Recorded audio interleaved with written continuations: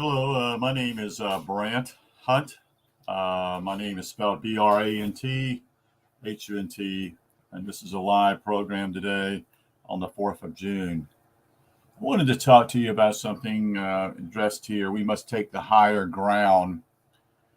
And this perspective is simply is that we're going to have to move away from what I call a world that is filled with what I would call the money game, the perspective that we have to work for a living because we make money in order to buy things.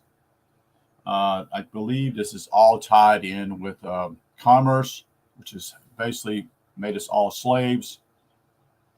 And so I'm going to tie this in with a particular article from I think it's the Justice Department here, explaining this how bad things are in our society. So let me share this with you. I'm going to read from this also. So this is the Federal Trade Committee. FTC finds Capital One CEO Richard Fairbank for repeatedly violating antitrust laws. On multiple occasions, Wall Street banker failed to comply with federal antitrust laws when he illegally finalized stock acquisitions. So what's going on here simply is a guy who but actually is the president of Capital One. It's a bank. Banks are bad, folks. They just simply are. Okay, we don't have to go any further than that.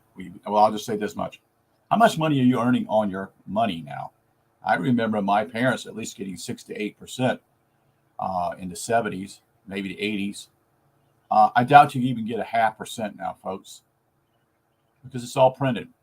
It's gotten worse. So my point here simply is that this system has to fall. It's got to fall. We want it to fall. It may hurt people in some ways, but it's got to fall because it's built on it's built on sand. It's not built on the foundation of truth itself. Creating paper money out of nothing is not truth, folks. It's a lie. So I'm going to read this article continuing. Today, the Federal Trade Commission announced that Richard Fairbank, CEO of Capital One Financial Corp, will pay $637.950 civil penalty, not a criminal penalty here, you see. Got to warn there, folks, to settle charges that he acquisition of Capital One Financial stock violated the Hart-Scott-Rodino HSR Act.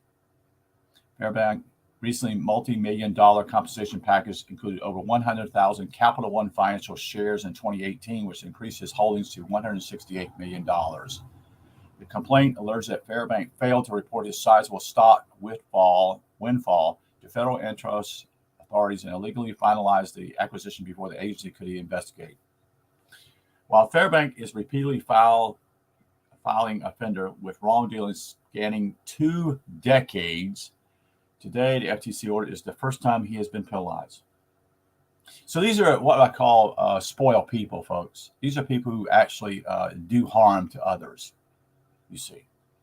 And we don't have a system basically here, as it says here, this is the first time he's been penalized. Well, my point simply is, let's go back up to the top. Why a money issue? Well, that's all to do with commerce first, folks. That's what it's all about. It's commerce. He's a criminal. He should be tried in a criminal court, you see. But that's what we're seeing here is that courts are not to do with justice. They're about, quote unquote, dealing with the penalty being money, bonds, all this thing going on. Most people are unaware that the court system has nothing to do with justice. So in reality, this guy here simply is that he should have went to jail. He should have went to jail the first time he did this. That would have stopped all this. But instead, they allowed him to continue until finally he had to say, well, we got to do something here. So this explains why this whole corruption, is money evil? No, I don't think money's evil. But money's evil in a way that allows people to take from others. It violates natural law, you see. So we are living on shifty sands here, folks. That's what we're living on, okay? As the CEO of one of America's largest banks, Richard Fairbank, repeatedly broke the law, said Holly Vandoba, acting director of Bureau of Competition.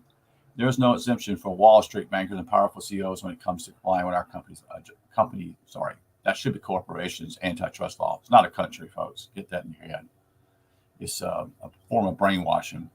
So what happens? This maximum civil penalty for HSR violation is currently at $44,000, well, a little less than $44,000. So he's done this in 1999. He's done this in 2004. He's failed to file. This guy is just reckless, but yet he's still the president of the company.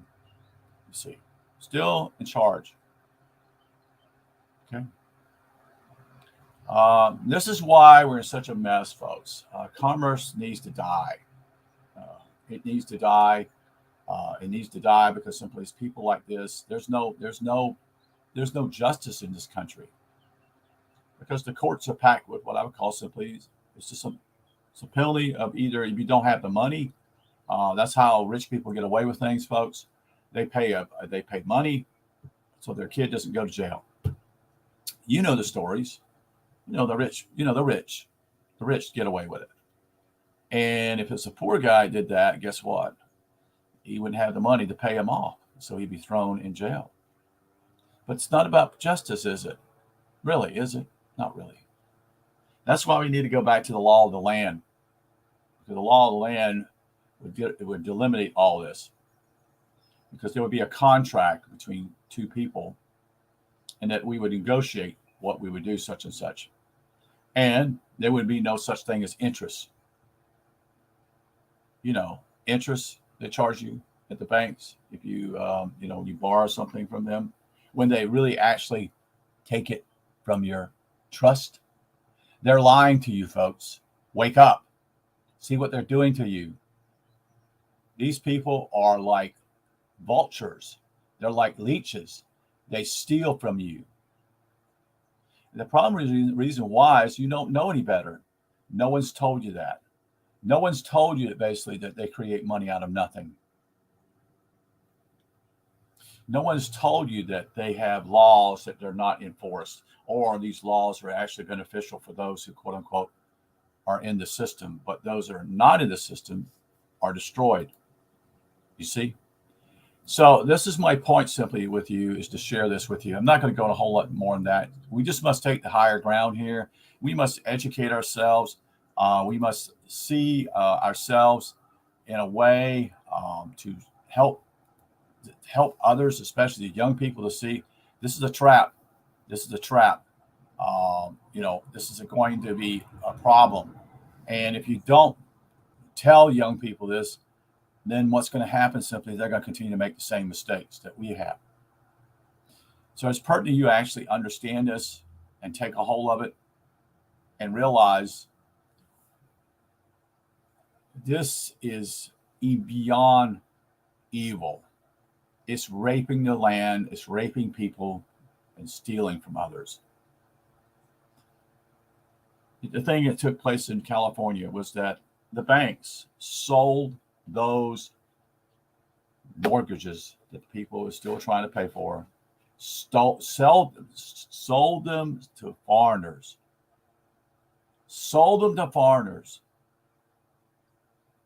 in order to get money. Do you understand the marked man? Think about it. It has to do with a rope around your neck. That's what a mortgage is in a lot of ways, folks. Think about these things, please. Do not be fooled by these charlatans. Thank you for listening. I appreciate your feedback. You take care.